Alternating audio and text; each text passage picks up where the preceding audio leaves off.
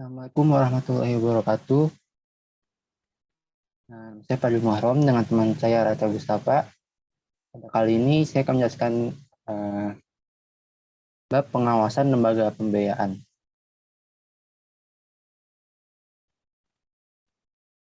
Di dalam bab pengawasan lembaga pembiayaan, tujuan pembahasannya untuk mengetahui dan memahami metode pengawasan dan pemeriksaan yang diselenggarakan oleh Otoritas Jasa Keuangan atau OJK terhadap lembaga pembiayaan di Indonesia.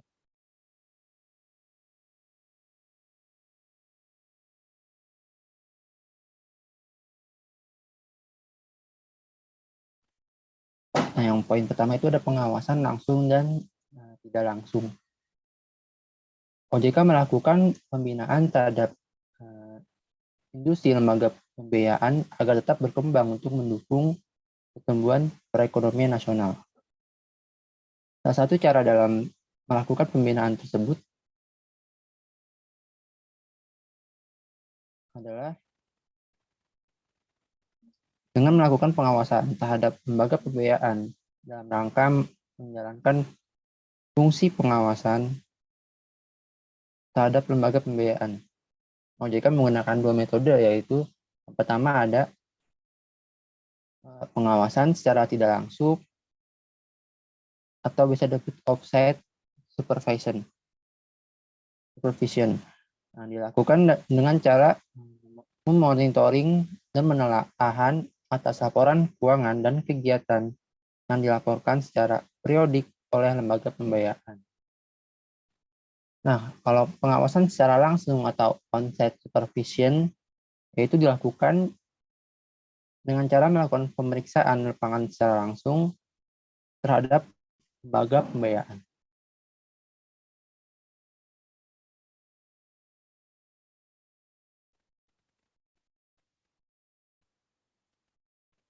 Dalam pelaksanaan setiap kegiatan pemeriksaan langsung, ada beberapa tahapan yang saling berkaitan dengan berkesinambungan, yaitu yang pertama ada tahap penyusunan rencana kegiatan pemeriksaan langsung.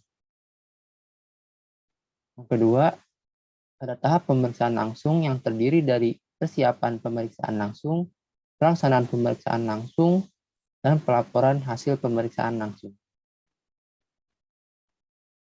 Yang ketiga itu ada tahap pelaksanaan tindak lanjut hasil pemeriksaan langsung, dan yang keempat, tahap evaluasi kegiatan pemeriksaan langsung sebagaimana pada gambar 32 nanti setelah ini.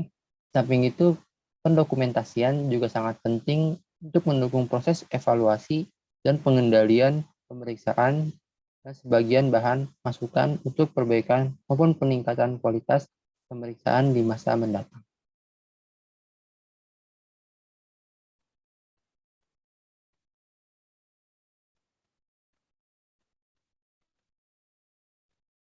Nah, sini ada gambar 3.2, 32. Sini ada dokumentasi, yaitu ada penyusutan RKAP, yaitu selanjutnya persiapan pemeriksaan langsung, lanjut ke pelaksanaan pemeriksaan langsung, setelah itu pelaporan pemeriksaan langsung, tindak lanjut hasil pemeriksaan langsung, dan terakhir evaluasi kegiatan pemeriksaan langsung. Nah, begitu terusnya.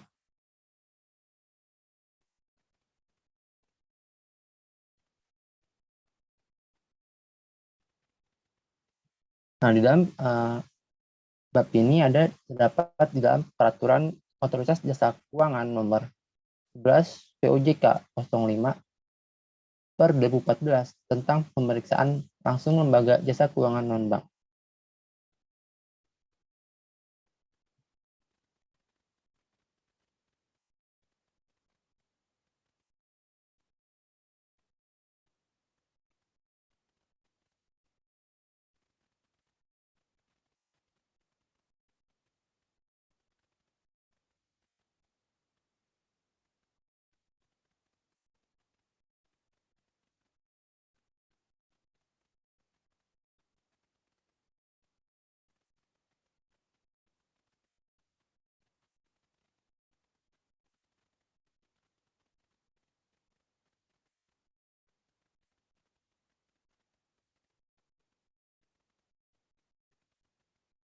Nah, itu pertama ada bab 1, ketentuan umum pasal 1.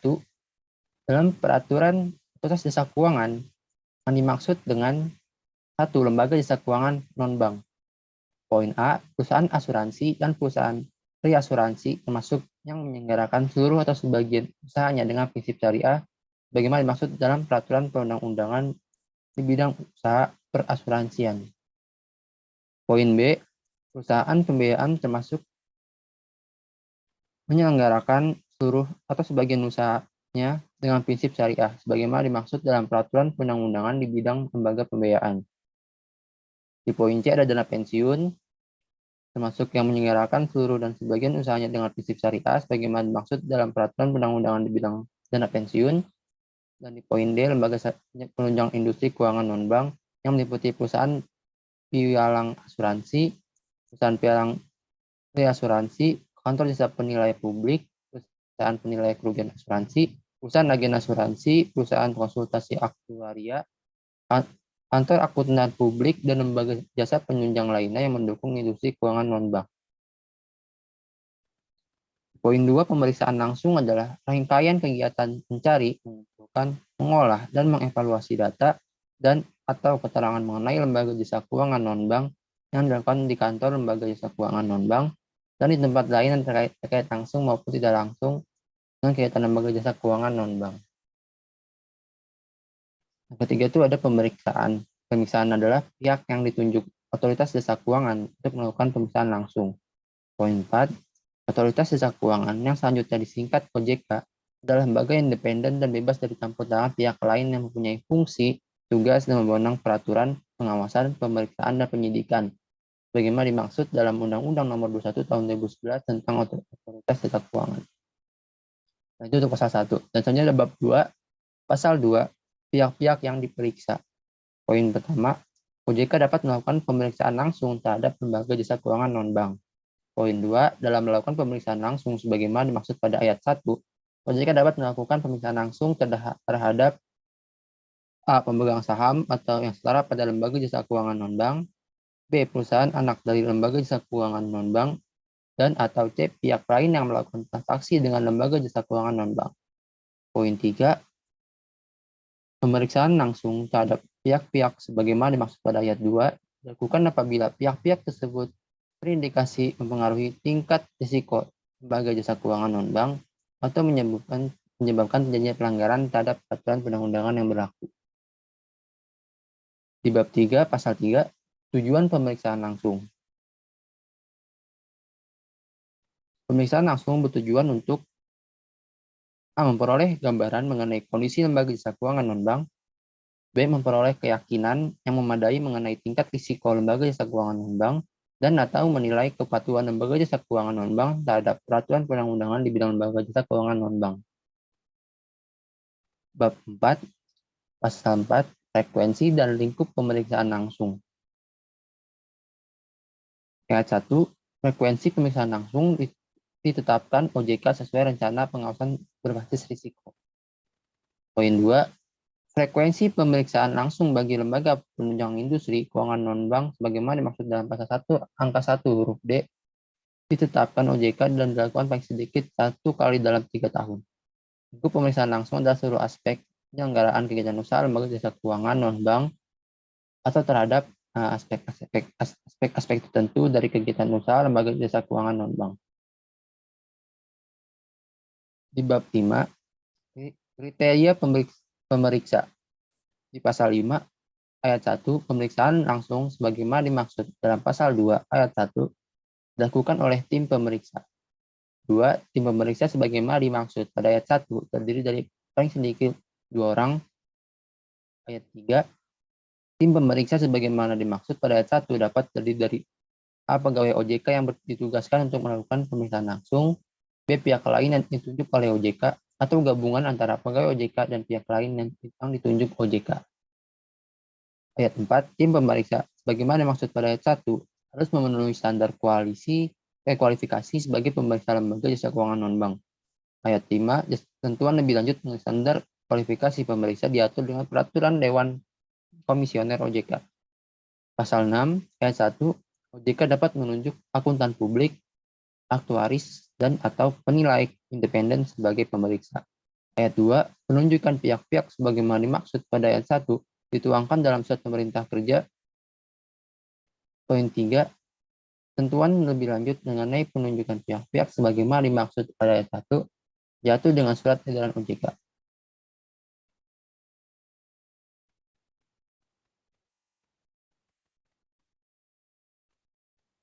Bab 6, kewajiban lembaga jasa keuangan non-bank, pasal 7. Ayat 1, lembaga jasa keuangan non-bank dan pihak-pihak sebagaimana dimaksud dalam pasal 2 ayat 2 wajib segera memperlihatkan dan atau memberi kepada pemeriksa A. buku-buku, berkas-berkas, catatan, disposisi, memorandum. B. dokumen, data elektronik termasuk salinannya. C. segala keterangan dan penjelasan yang berkaitan dengan kegiatan usaha baik tulisan maupun tertulis. D. kesempatan meneliti keberadaan dan penggunaan sarana fisik yang berkaitan dengan kegiatan usaha. Dan E. hal-hal lain yang diperlukan dalam pemeriksaan langsung. Ayat 2, lembaga jasa keuangan non-bank dan pihak-pihak sebagaimana dimaksud dalam ayat pada pasal 2 ayat 2 wajib memberikan bantuan dalam rangka memperoleh kebenaran dari segala keterangan, dokumen, dan penjelasan yang diperlukan pemeriksa.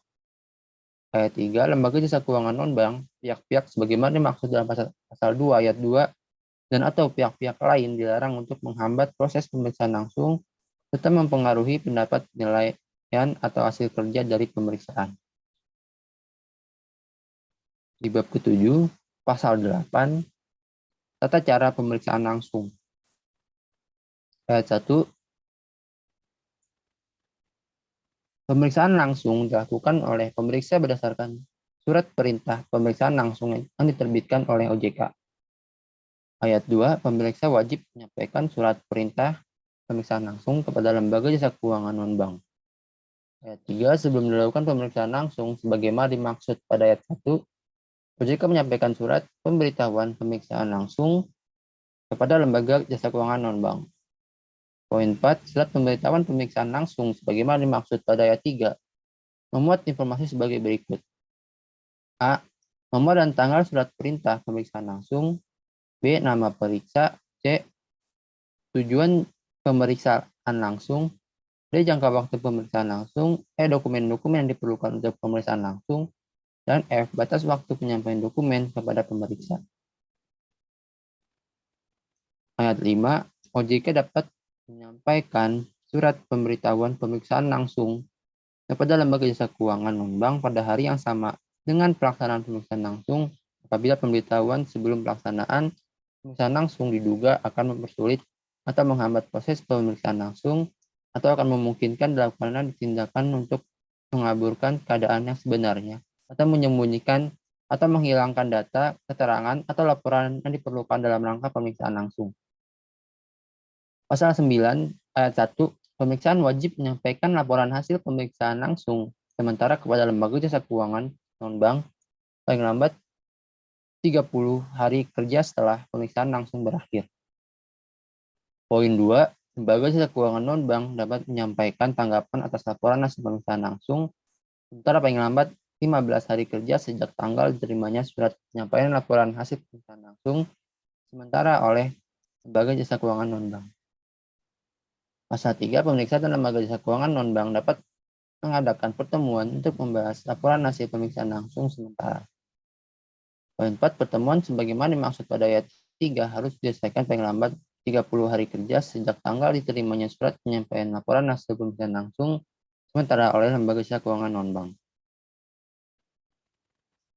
Pasal 10 ayat 1, OJK menyampaikan laporan hasil pemeriksaan langsung final kepada lembaga jasa keuangan non-bank paling lambat 15 hari kerja sejak berakhirnya batas waktu penyampaian tanggapan sebagaimana dimaksud dalam pasal 9 ayat 2 atau sejak tanggal pertemuan sebagaimana dimaksud dalam pasal 9 ayat 3.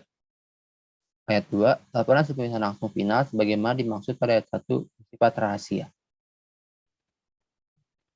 Bab ke-8, ada tindak lanjut hasil pemeriksaan langsung. Pasal 11 ayat 1, lembaga jasa keuangan non-bank wajib melakukan langkah-langkah tindak lanjut sesuai rekomendasi yang terdapat dalam laporan hasil pemeriksaan sebagaimana dimaksud dalam pasal 10 ayat 1.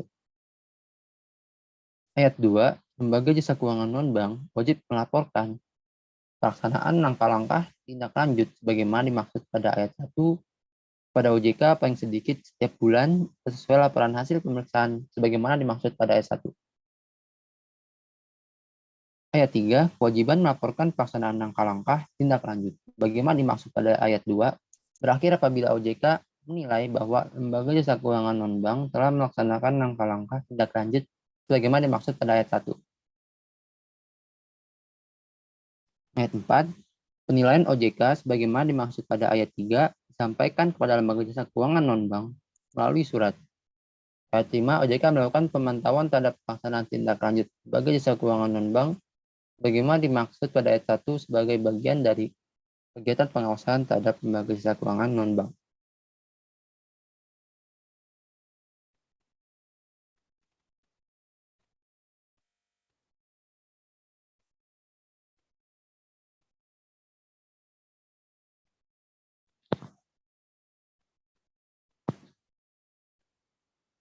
Bab 9, kewajiban bagi pemeriksa.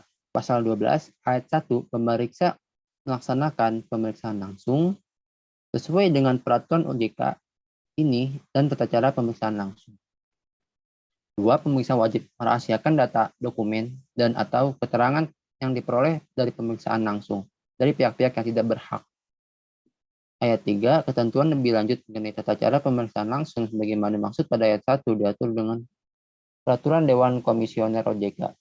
Bab 10, pemeriksaan oleh otoritas pengawas sektor jasa keuangan dari negara lain. Pasal 13,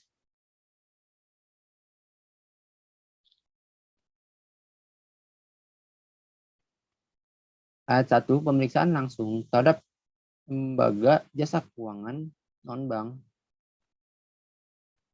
yang sebagian sahamnya dimiliki oleh lembaga keuangan asing yang dilakukan oleh pemeriksa dari otoritas pengawas sektor jasa keuangan dari negara lain hanya dapat dilakukan setelah memperoleh izin tertulis dari OJK.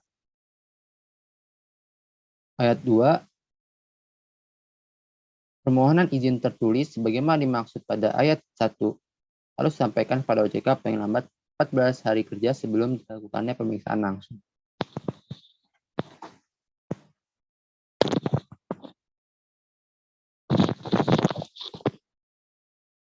Ayat 3, persetujuan atau penolakan atas permohonan izin sebagaimana dimaksud pada ayat 2 diberikan paling lambat 7 hari kerja sejak surat permohonan diterima secara lengkap oleh OJK. Ayat 4, OJK dapat meminta kepada pemeriksa sebagaimana dimaksud pada ayat 1 agar dalam pemeriksaan langsung sekaligus memeriksa hal-hal yang dibutuhkan oleh OJK. Ayat 5,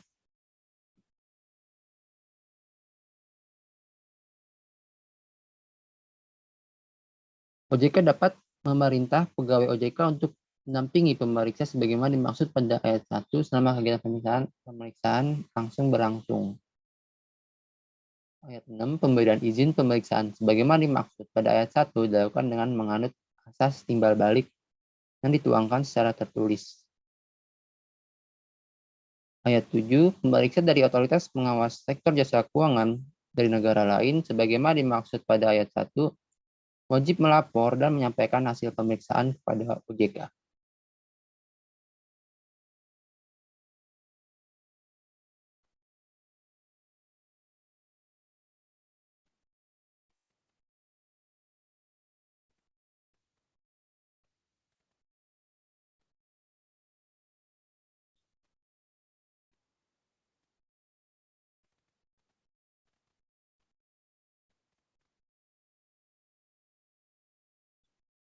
Di bab 9 dan di bab 11 maksudnya di sanksi dan terakhir sebelum penutup pasal 14 ayat 1 lembaga jasa keuangan non-bank yang tidak memenuhi ketentuan sebagaimana dimaksud dalam pasal 7 dan pasal 11 ayat 1 dan ayat 2 dapat dikenakan sanksi berupa A. Peringatan tertulis B.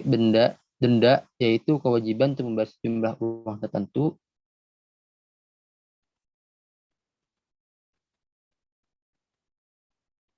C. Kewajiban bagi direksi atau yang setara pada lembaga jasa keuangan non-bank untuk menjalani penilaian kemampuan dan kepatutan ulang.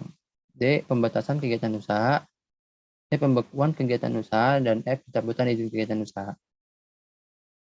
Ayat 2. Sanksi sebagaimana dimaksud pada ayat 1 huruf B, huruf C, huruf D, huruf E, atau huruf F dapat dikenakan dengan tanpa didahului pengenaan sanksi peringatan tertulis sebagaimana dimaksud pada ayat 1 huruf A. Ayat 3. Sanksi denda sebagaimana dimaksud pada ayat 1 huruf B dapat dikenakan secara tersendiri atau secara bersama-sama dengan mengenakan sanksi sebagaimana dimaksud pada ayat 1 huruf C, huruf D, huruf E, dan huruf F.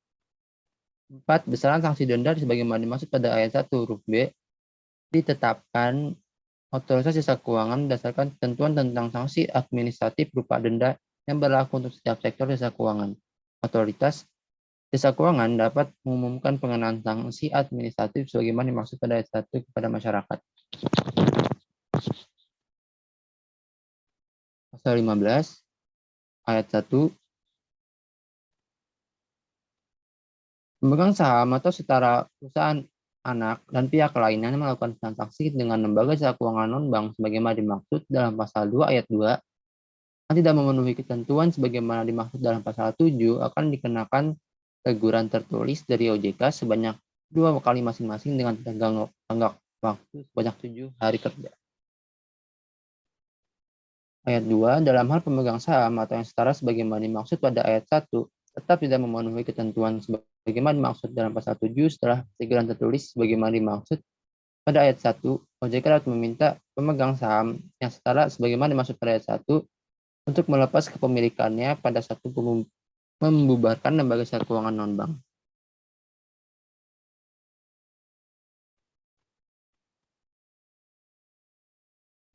Ayat 3. Dalam hal perusahaan anak sebagaimana dimaksud pada ayat 1 tetap tidak memenuhi ketentuan sebagaimana dimaksud dalam pasal 7 setelah teguran tertulis sebagaimana dimaksud pada ayat 1, OJK dapat meminta lembaga jasa keuangan non-bank untuk melepas kepemilikannya pada perusahaan anak sebagaimana dimaksud pada ayat 1. Pasal 14. Dalam hal pihak lain sebagaimana dimaksud pada ayat 1 tetap tidak memenuhi ketentuan sebagaimana dimaksud dalam pasal 7 setelah teguran tertulis sebagaimana dimaksud pada ayat 1.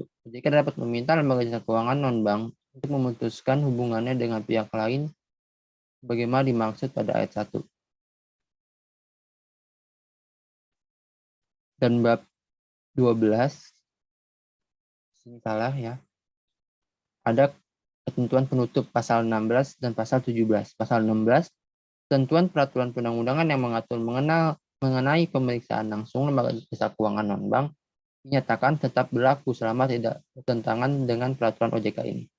Pasal 17, peraturan OJK ini mulai berlaku pada tanggal diundangkan agar setiap orang mengetahuinya memerintahkan pengundangan peraturan OJK ini dengan penempatannya dalam lembaran negara Republik Indonesia.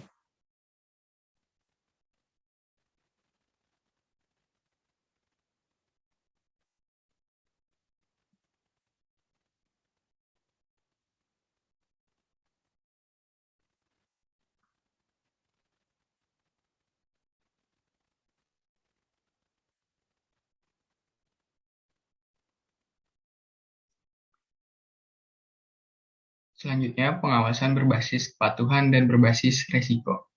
Sejak diundangkannya POJK nomor 10, POJK 05 tahun 2014, tentang penilaian tingkat risiko lembaga jasa keuangan non-bank, serta POJK nomor 11, POJK 05 tahun 2014, tentang pemeriksaan langsung lembaga jasa keuangan non-bank.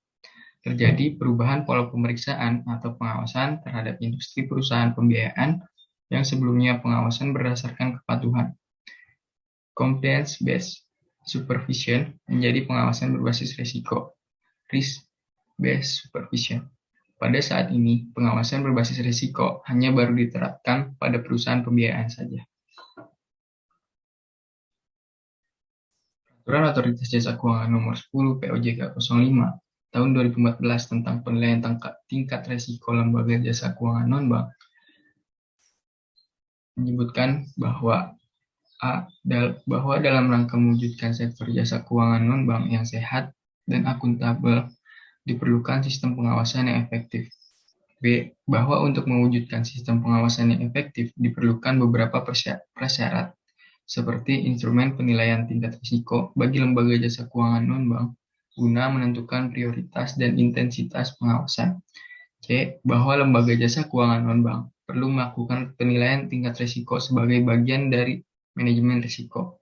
D. Bahwa berdasarkan pertimbangan sebagaimana yang dimaksud pada huruf A, huruf B, dan huruf C, perlu menetapkan peraturan otoritas jasa keuangan tentang penilaian tingkat risiko lembaga jasa keuangan non-bank.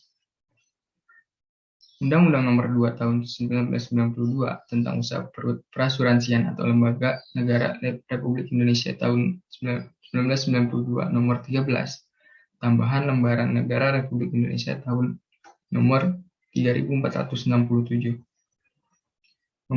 menetapkan Peraturan Otoritas Jasa Keuangan tentang penilaian tingkat risiko lembaga jasa keuangan non-bank, yaitu pasal 1 dalam Peraturan Otoritas Jasa Keuangan ini yang dimaksud dengan 1. Lembaga jasa keuangan non-bank adalah A. Perusahaan asuransi dan perusahaan reasuransi, termasuk yang menyelenggarakan seluruh atau sebagian usahanya dengan prinsip syariah, sebagaimana yang dimaksud dalam peraturan perundang-undangan di bidang usaha perasuransian.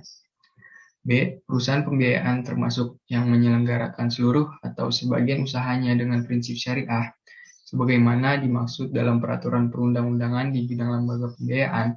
Dan C. Dana pensiun termasuk yang menyelenggarakan seluruh atau sebagian usahanya dengan prinsip syariah, sebagaimana dimaksud dalam peraturan perundang-undangan di bidang dana pensiun. 2. Otoritas Jasa Keuangan, yang selanjutnya disingkat OJK, adalah lembaga yang independen dan bebas dari campur tangan pihak lain yang mempunyai fungsi, tugas, dan wewenang pengaturan, pengawasan, pemeriksaan, dan penyidikan sebagaimana yang dimaksud dalam Undang-Undang Nomor 21 Tahun 2011 tentang Otoritas Jasa Keuangan. Nomor 2. Penilaian tingkat risiko lembaga jasa keuangan pasal 2. 1. Lembaga jasa keuangan non-bank wajib menerapkan prinsip kehati-hatian dan manajemen risiko dalam melakukan kegiatan usahanya. Yang kedua, dalam rangka penerapan manajemen risiko, sebagaimana dimaksud pada ayat 1, lembaga jasa keuangan non-bank wajib melakukan penilaian tingkat risiko sesuai peraturan OJK ini dan peraturan pelaksanaannya. 3. Penilaian tingkat risiko sebagaimana dimaksud pada ayat 2 dilakukan paling sedikit sekali dalam setahun untuk posisi akhir tahun.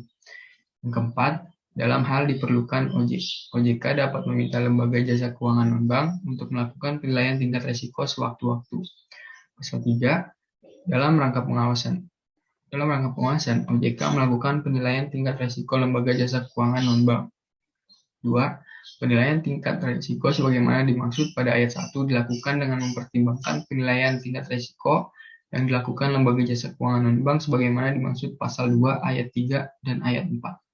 Bab 3. Metode penilaian tingkat risiko lembaga jasa keuangan non-bank. Pasal 4. Yang pertama, penilaian tingkat risiko lembaga jasa keuangan non-bank merupakan penilaian terhadap probabilitas kegagalan lembaga jasa keuangan non-bank untuk memenuhi kewajibannya terhadap nasabah dan pihak lain. Yang kedua, penilaian tingkat risiko lembaga jasa keuangan non-bank dilakukan melalui penilaian terhadap A. Risiko strategi, B. Risiko operasional, C. Risiko aset dan liabilitas, D. Risiko kepengurusan, E. Risiko tata kelola, F. Risiko dukungan dana, G. Risiko asuransi khusus untuk perusahaan asuransi dan perusahaan reasuransi, dan yang H. Risiko pembiayaan khusus untuk perusahaan pembiayaan. Pasal 5. 1. Penilaian tingkat risiko sebagaimana dimaksud dalam pasal 2 ayat 3 dan ayat 4 menghasilkan nilai risiko dan tingkat risiko lembaga jasa keuangan non-bank.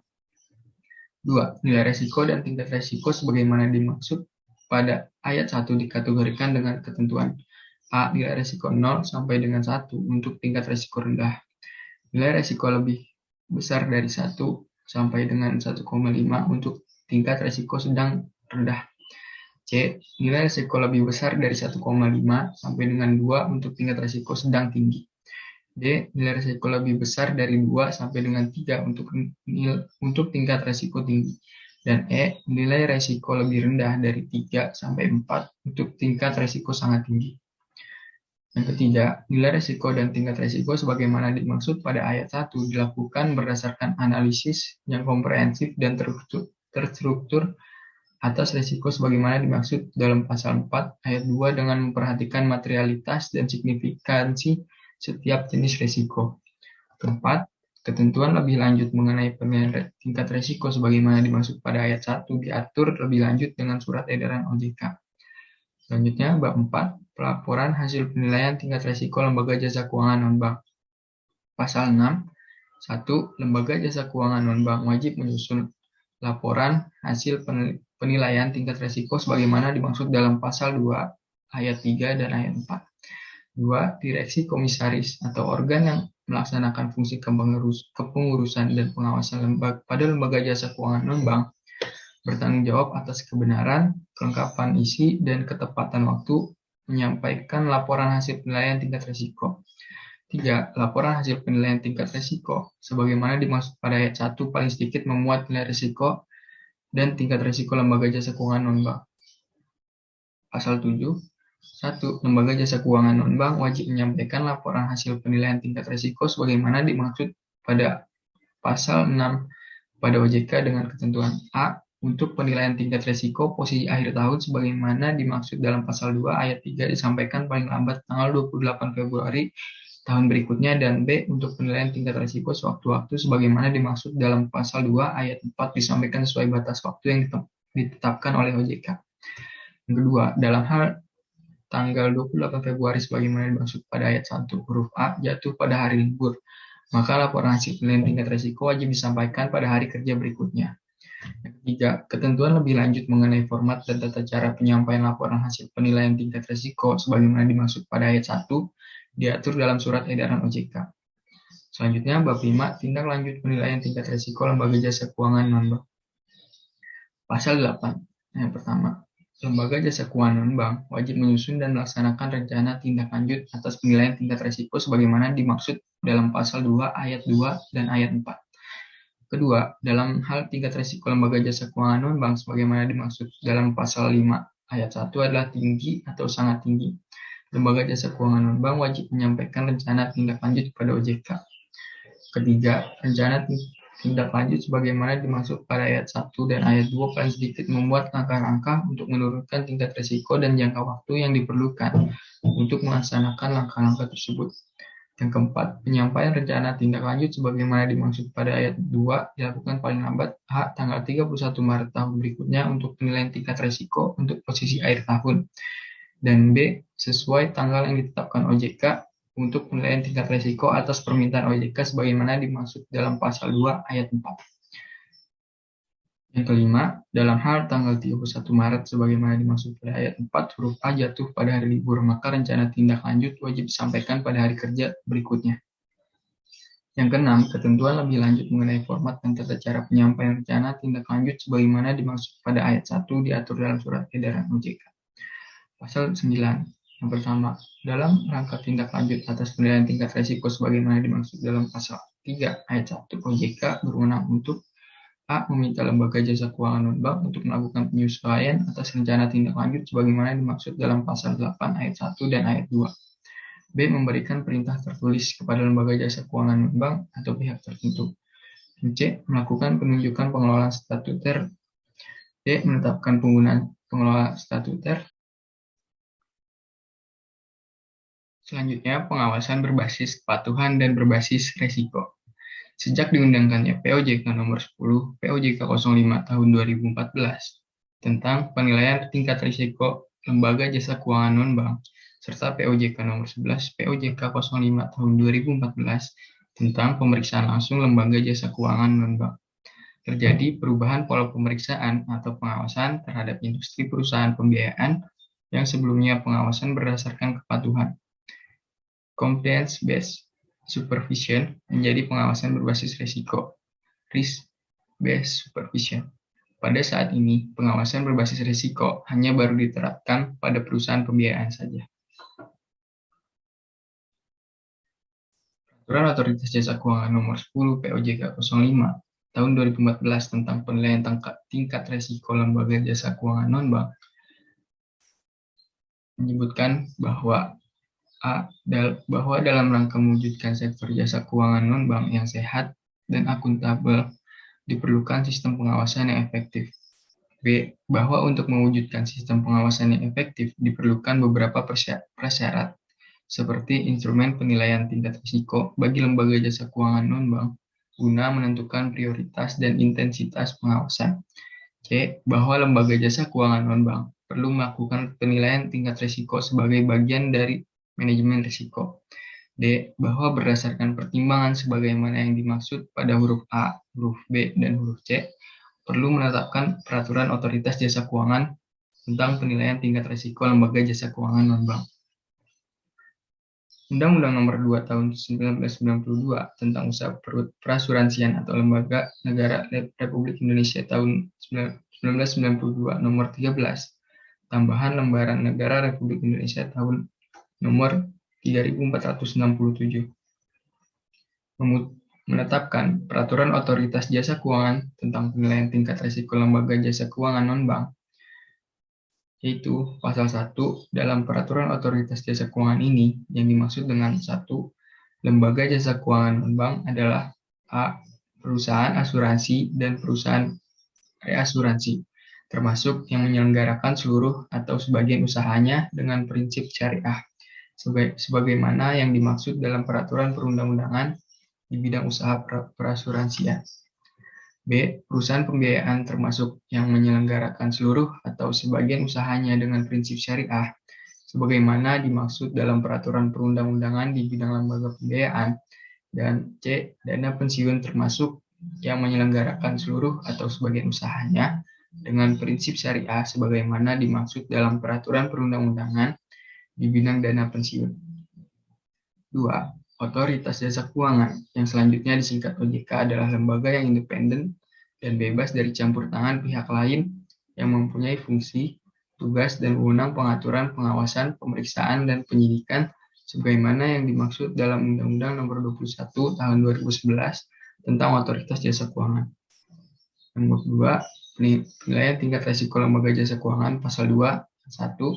Lembaga jasa keuangan non-bank wajib menerapkan prinsip kehati-hatian dan manajemen risiko dalam melakukan kegiatan usahanya. Yang kedua, dalam rangka penerapan manajemen risiko, sebagaimana dimaksud pada ayat 1, lembaga jasa keuangan non-bank wajib melakukan penilaian tingkat risiko sesuai peraturan OJK ini dan peraturan pelaksanaannya. 3. Penilaian tingkat risiko sebagaimana dimaksud pada ayat 2 dilakukan paling sedikit sekali dalam setahun untuk posisi akhir tahun. Yang keempat, dalam hal diperlukan OJK dapat meminta lembaga jasa keuangan non-bank untuk melakukan penilaian tingkat risiko sewaktu-waktu. Pasal 3. Dalam rangka pengawasan, OJK melakukan penilaian tingkat risiko lembaga jasa keuangan non-bank. 2. Penilaian tingkat risiko sebagaimana dimaksud pada ayat 1 dilakukan dengan mempertimbangkan penilaian tingkat risiko yang dilakukan lembaga jasa keuangan non-bank sebagaimana dimaksud pasal 2 ayat 3 dan ayat 4. Bab 3. Metode penilaian tingkat risiko lembaga jasa keuangan non-bank. Pasal 4. Yang pertama, penilaian tingkat risiko lembaga jasa keuangan non-bank merupakan penilaian terhadap probabilitas kegagalan lembaga jasa keuangan non-bank untuk memenuhi kewajibannya terhadap nasabah dan pihak lain. Yang kedua, penilaian tingkat risiko lembaga jasa keuangan non-bank dilakukan melalui penilaian terhadap A. Risiko strategi, B. Risiko operasional, C. Risiko aset dan liabilitas, D. Risiko kepengurusan, E. Risiko tata kelola, F. Risiko dukungan dana, G. Risiko asuransi khusus untuk perusahaan asuransi dan perusahaan reasuransi, dan yang H. Risiko pembiayaan khusus untuk perusahaan pembiayaan. Pasal 5. 1. Penilaian tingkat risiko sebagaimana dimaksud dalam pasal 2 ayat 3 dan ayat 4 menghasilkan nilai risiko dan tingkat risiko lembaga jasa keuangan non-bank. 2. Nilai risiko dan tingkat risiko sebagaimana dimaksud pada ayat 1 dikategorikan dengan ketentuan A. Nilai risiko 0 sampai dengan 1 untuk tingkat risiko rendah. Nilai risiko lebih besar dari 1 sampai dengan 1,5 untuk tingkat risiko sedang rendah. C. Nilai risiko lebih besar dari 1,5 sampai dengan 2 untuk tingkat risiko sedang tinggi. D. Nilai risiko lebih besar dari 2 sampai dengan 3 untuk tingkat risiko tinggi. Dan E. Nilai risiko lebih rendah dari 3 sampai 4 untuk tingkat risiko sangat tinggi. Yang ketiga, nilai risiko dan tingkat risiko sebagaimana dimaksud pada ayat 1 dilakukan berdasarkan analisis yang komprehensif dan terstruktur atas risiko sebagaimana dimaksud dalam pasal 4 ayat 2 dengan memperhatikan materialitas dan signifikansi setiap jenis risiko. Keempat, ketentuan lebih lanjut mengenai penilaian tingkat risiko sebagaimana dimaksud pada ayat 1 diatur lebih lanjut dengan surat edaran OJK. Selanjutnya, bab 4, pelaporan hasil penilaian tingkat risiko lembaga jasa keuangan non-bank. Pasal 6, 1. Lembaga jasa keuangan non-bank wajib menyusun laporan hasil penilaian tingkat risiko sebagaimana dimaksud dalam pasal 2, ayat 3 dan ayat 4. 2. Direksi komisaris atau organ yang melaksanakan fungsi kepengurusan dan pengawasan pada lembaga jasa keuangan non-bank bertanggung jawab atas kebenaran, kelengkapan isi, dan ketepatan waktu menyampaikan laporan hasil penilaian tingkat risiko. 3. Laporan hasil penilaian tingkat risiko sebagaimana dimaksud pada ayat 1 paling sedikit memuat nilai risiko dan tingkat risiko lembaga jasa keuangan non-bank.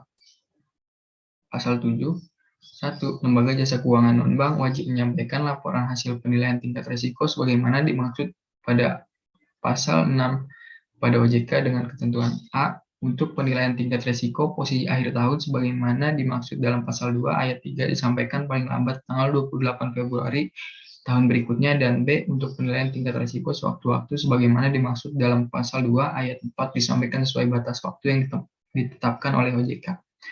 Yang kedua, dalam hal tanggal 28 Februari sebagaimana dimaksud pada ayat 1 huruf A jatuh pada hari libur, maka laporan hasil penilaian tingkat risiko wajib disampaikan pada hari kerja berikutnya.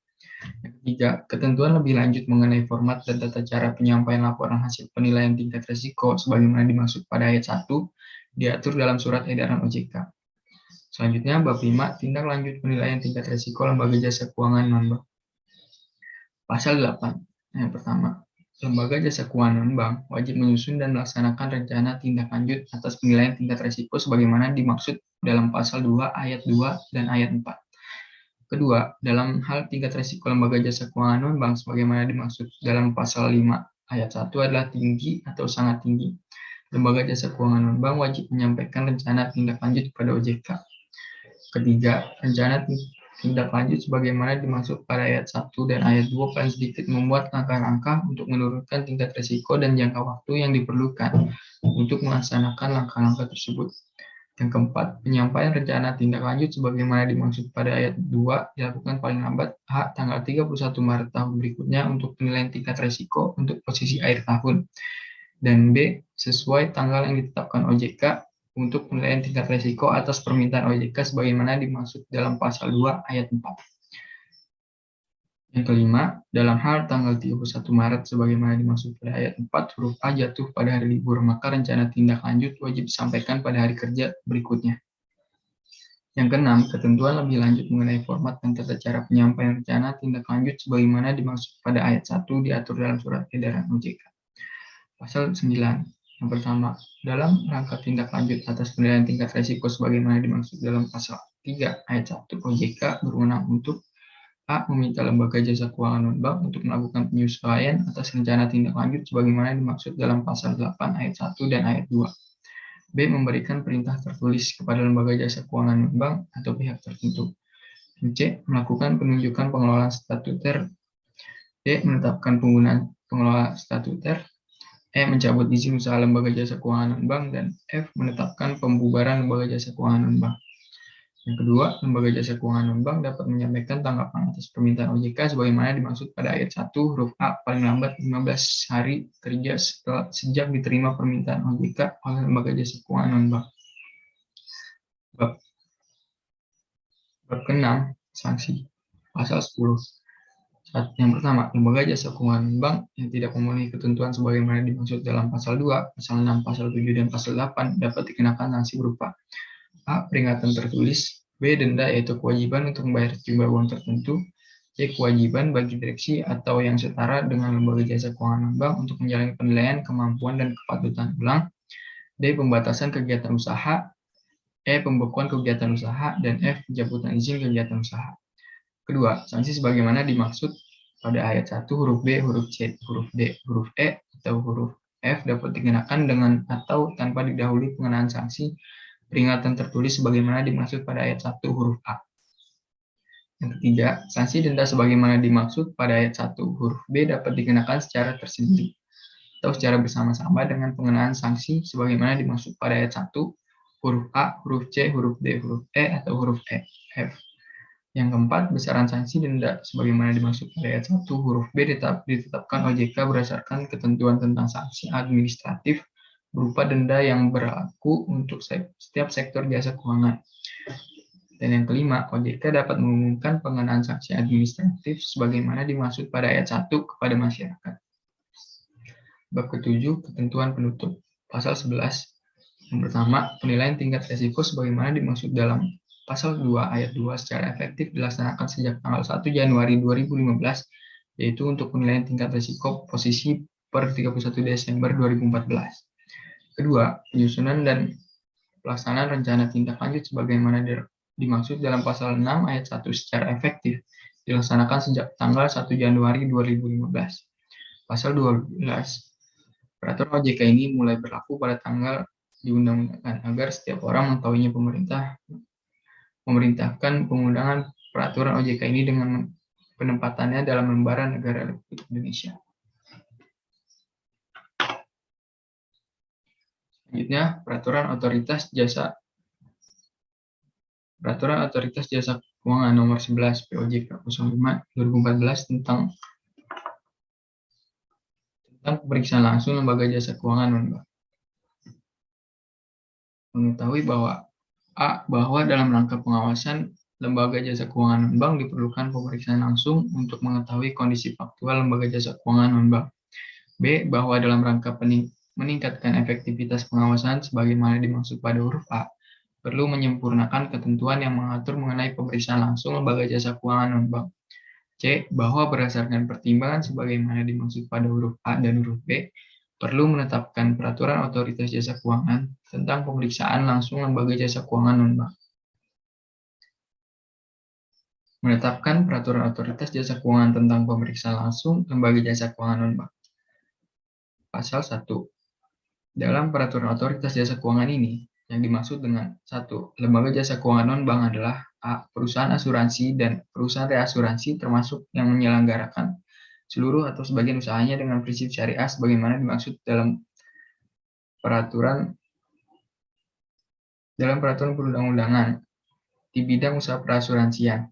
B. Perusahaan pembiayaan termasuk yang menyelenggarakan seluruh atau sebagian usahanya dengan prinsip syariah sebagaimana dimaksud dalam peraturan perundang-undangan di bidang lembaga pembiayaan. C. Dana pensiun termasuk yang menyelenggarakan seluruh atau sebagian usahanya dengan prinsip syariah sebagaimana dimaksud dalam peraturan perundang-undangan di bidang dana pensiun. Dan yang D, lembaga jasa penunjang industri keuangan non-bank yang meliputi perusahaan pialang asuransi, perusahaan pialang reasuransi, kantor jasa penilai publik, perusahaan penilai kerugian asuransi, perusahaan agen asuransi, perusahaan konsultan aktuaria, kantor akuntan publik, dan lembaga jasa penunjang lainnya yang mendukung industri keuangan non-bank. Kedua, pemeriksaan langsung adalah rangkaian kegiatan mencari, mengumpulkan, mengolah, dan mengevaluasi data dan atau keterangan mengenai lembaga jasa keuangan non-bank yang dilakukan di kantor lembaga jasa keuangan non-bank dan di tempat lain yang terkait langsung maupun tidak langsung dengan kegiatan lembaga jasa keuangan non-bank. Ketiga, pemeriksaan adalah pihak yang ditunjuk otoritas jasa keuangan untuk melakukan pemeriksaan langsung. Yang keempat, otoritas jasa keuangan yang selanjutnya disingkat OJK adalah lembaga yang independen dan bebas dari campur tangan pihak lain yang mempunyai fungsi, tugas, dan wewenang pengaturan pengawasan, pemeriksaan, dan penyidikan sebagaimana dimaksud dalam Undang-Undang Nomor 21 Tahun 2011 tentang Otoritas Jasa Keuangan. Bab 2. Pihak-pihak yang diperiksa. Pasal 2. Yang pertama, OJK dapat melakukan pemeriksaan langsung terhadap lembaga jasa keuangan non-bank. Yang kedua, dalam melakukan pemeriksaan langsung sebagaimana dimaksud pada ayat 1, OJK dapat melakukan pemeriksaan langsung terhadap A. Pemegang saham atau yang setara pada lembaga jasa keuangan non-bank, B. Perusahaan anak dari lembaga jasa keuangan non-bank, dan atau C. Pihak lain yang melakukan transaksi dengan lembaga jasa keuangan non-bank. Yang ketiga, pemeriksaan langsung terhadap pihak-pihak sebagaimana dimaksud pada ayat 2 dilakukan apabila pihak-pihak tersebut terindikasi mempengaruhi tingkat risiko lembaga jasa keuangan non-bank atau menyebabkan terjadinya pelanggaran terhadap peraturan perundang-undangan yang berlaku. Bab 3, tujuan pemeriksaan langsung, pasal 3. Pemeriksaan langsung bertujuan untuk A. Memperoleh gambaran mengenai kondisi lembaga jasa keuangan non-bank, B. Memperoleh keyakinan yang memadai mengenai tingkat risiko lembaga jasa keuangan non-bank, dan atau C. Menilai kepatuhan lembaga jasa keuangan non-bank terhadap peraturan perundang-undangan di bidang lembaga jasa keuangan non-bank. Bab 4, frekuensi dan lingkup pemeriksaan langsung, pasal 4. Yang pertama, frekuensi pemeriksaan langsung ditetapkan OJK sesuai rencana pengawasan berbasis risiko. Yang kedua, frekuensi pemeriksaan langsung bagi lembaga penunjang industri keuangan non-bank sebagaimana dimaksud dalam pasal 1 angka 1 huruf D ditetapkan OJK dan dilakukan paling sedikit 1 kali dalam 3 tahun. 3. Lingkup pemeriksaan langsung adalah seluruh aspek penyelenggaraan kegiatan usaha lembaga jasa keuangan non-bank atau terhadap aspek-aspek tertentu dari kegiatan usaha lembaga jasa keuangan non-bank. Bab 5, kriteria pemeriksaan, pasal 5, 1. Pemeriksaan langsung sebagaimana dimaksud dalam pasal 2 ayat 1 dilakukan oleh tim pemeriksa. Pasal 6, 1. OJK dapat menunjuk akuntan publik, aktuaris, dan atau penilaian independen sebagai pemeriksa.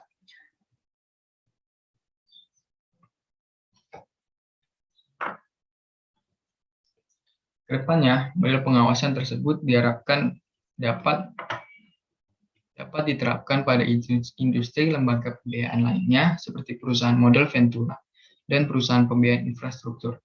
Perhitungan tingkat risiko didasarkan pada faktor sebagai berikut. Yang pertama, risiko bawaan, yaitu seluruh risiko yang melekat dalam setiap jenis kegiatan perusahaan. Yang kedua, manajemen dan pengendalian, yaitu hal-hal yang dapat dilakukan oleh direksi dan dewan komisaris atau yang setara untuk meminimalkan tingkat risiko bawaan. Dan yang ketiga, dukungan dana, yaitu pendanaan atau permodalan yang tersedia yang menggambarkan kemampuan perusahaan untuk memenuhi kewajibannya dan mempertahankan usahanya. Selanjutnya ini ada gambar mengenai kerangka kerja sistem penilaian risiko.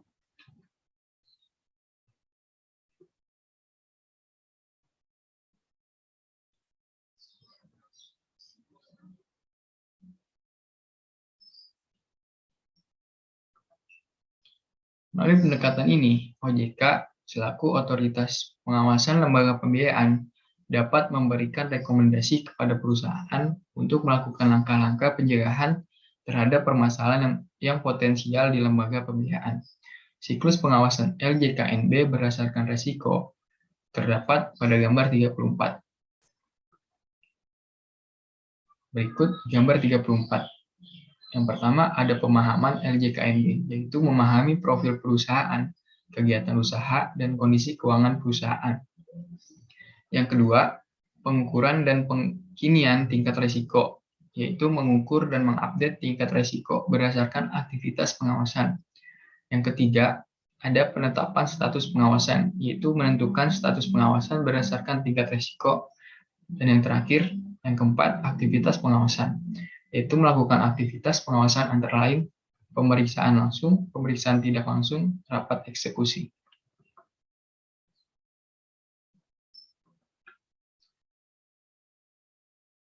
Dalam melakukan pengawasan berbasis risiko, beberapa jenis risiko di industri perusahaan pembiayaan yang akan dilakukan penilaian yaitu risiko kepengurusan. Risiko kepengurusan yaitu adalah risiko kegagalan perusahaan dalam mencapai tujuan perusahaan akibat kegagalan perusahaan dalam memelihara komposisi terbaik pengurus yang memiliki kompetensi dan integritas yang tinggi. Yang dimaksud dengan pengurus dalam risiko kepengurusan adalah meliputi direksi dan dewan komisaris.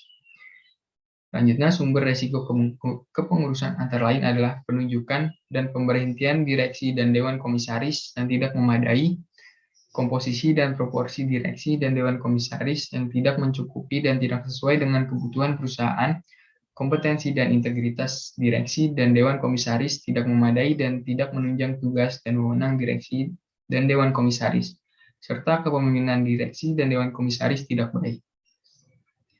Resiko kepengurusan dapat meningkat antara lain karena tidak tersedianya sistem remunerasi yang memadai bagi direksi dan dewan komisaris.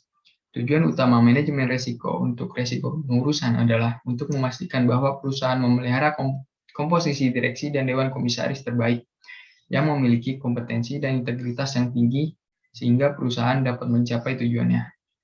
Selanjutnya yang kedua ada risiko tata kelola.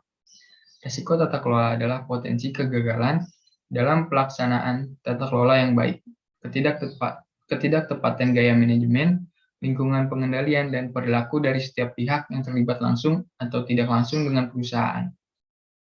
Sumber pada risiko tata kelola meliputi pedoman tata kelola yang dimiliki perusahaan tidak memadai. Perusahaan tidak menerapkan prinsip tata kelola yang baik, dan perusahaan tidak menerapkan manajemen risiko secara memadai. Risiko tata kelola dapat meningkat antara lain karena adanya intervensi dari pihak lain yang mengakibatkan kegagalan dalam pelaksanaan tata kelola yang baik. Tujuan utama manajemen risiko untuk risiko tata kelola adalah untuk meminimalkan risiko tidak terlaksananya tata kelola yang baik di perusahaan. Yang ketiga, risiko strategi. Risiko strategi adalah potensi kegagalan perusahaan dalam merealisasikan kewajiban kepada tertanggung dan atau penggunaan jasa akibat ketidaklayakan atau kegagalan dalam melakukan perencanaan, penetapan dan pelaksanaan strategi, pengambilan keputusan bisnis yang tepat dan atau kurang responsifnya perusahaan terhadap perubahan eksternal. Risiko strategi bersumber dari strategi yang dimiliki dan dijalankan perusahaan tidak sesuai dengan kondisi lingkungannya. Kebijakan perusahaan yang diterapkan tidak sesuai dengan posisi strategis perusahaan. Risiko strategi dapat meningkat antara lain karena stabilitas politik yang tidak kondusif, inflasi yang tinggi, dan stabilitas keamanan. Tujuan utama manajemen risiko untuk risiko strategi adalah untuk meminimalkan kemungkinan terjadinya risiko strategi yang berdampak pada bisnis perusahaan. Yang keempat, yaitu risiko operasional. Risiko operasional adalah potensi kegagalan perusahaan dalam merealisasikan kewajiban kepada tertanggung dan atau penggunaan jasa sebagai akibat ketidaklayakan atau kegagalan proses internal manusia, sistem teknologi informasi, dan atau adanya kejadian yang berasal dari luar lingkungan perusahaan. Sumber risiko operasional adalah struktur organisasi, SDM, volume, dan beban kerja yang dimiliki dengan tingkat kompleksitas perusahaan yang tinggi, sistem dan teknologi informasi tidak memadai. Perusahaan memiliki kecurangan dan permasalahan hukum, adanya gangguan terhadap bisnis perusahaan. Risiko operasional dapat meningkat antara lain karena adanya serangan hacker terhadap sistem teknologi perusahaan dan pengunduran diri pegawai kunci serta mendadak sehingga mengakibatkan tidak berjalannya organisasi. Tujuan utama manajemen risiko untuk risiko operasional adalah untuk meminimalkan kemungkinan dampak negatif akibat ketidaklayakan atau kegagalan proses internal manusia, sistem teknologi informasi, dan atau adanya kejadian yang berasal dari luar lingkungan perusahaan sehingga menimbulkan kegagalan perusahaan dalam merealisasikan kewajiban kepada tertanggung dan atau pengguna jasa. Yang kelima ada risiko kekayaan dan liabilitas. Risiko kekayaan ini adalah kemungkinan timbulnya kerugian yang menimpa kekayaan yang dimiliki oleh seseorang atau badan hukum. Risiko tersebut dapat berupa hilang atau musnahnya suatu barang. Risiko kekayaan ini dapat juga berkaitan dengan hilangnya atau berkurangnya keuntungan yang didapat dari suatu barang. Misalnya sebuah perusahaan yang memiliki sebuah hotel, jika hotel tersebut terbakar, perusahaan akan rugi. Selanjutnya yang keenam ada risiko dukungan dana. Risiko yang muncul akibat ketidakcukupan dana atau modal yang ada pada LJKNB termasuk kurangnya akses tambahan dana atau modal dalam menghadapi kerugian atau kebutuhan dana atau modal yang tidak terduga. Permodalan perusahaan menggambarkan kemampuan perusahaan dalam menyerap kerugian-kerugian tak terduga yang disebabkan oleh antara lain meningkatkan rasio klaim di luar perkiraan, hasil investasi yang buruk, ataupun hal yang tak terduga lainnya. Selanjutnya yang terakhir adalah risiko pembiayaan. Kegagalan debitur melunasi kewajibannya dianggap sebagai kondisi yang gagal bayar, yaitu gagal dalam membayar cicilan pokok maupun porsi keuntungan. Risiko pembiayaan adalah risiko yang terjadi akibat kegagalan pihak lawan memenuhi kewajiban. Risiko pembiayaan dapat bersumber dari berbagai aktivitas fungsional bank seperti pembiayaan atau penyediaan dana, treasury, dan investasi, dan dana pembiayaan perdagangan yang tercatat dalam banking book maupun trading book. Terdapat 5 masalah yang dihadapi oleh bank ketika menyalurkan dananya, yaitu 1. Masalah ketidakpastian kondisi pasar yang akan mempengaruhi kemampuan debitur dalam mengembalikan dana. 2. Adanya kemungkinan perbedaan nilai jual bangunan pada waktu kontrak dan kegiatan terminasi. Yang 3. Masalah kredibilitas informasi yang diberikan debitur pada waktu pengajuan proporsional pembiayaan. Yang 4. Masalah ketidakmampuan bank dalam membedakan sebab terjadinya bayar debitur.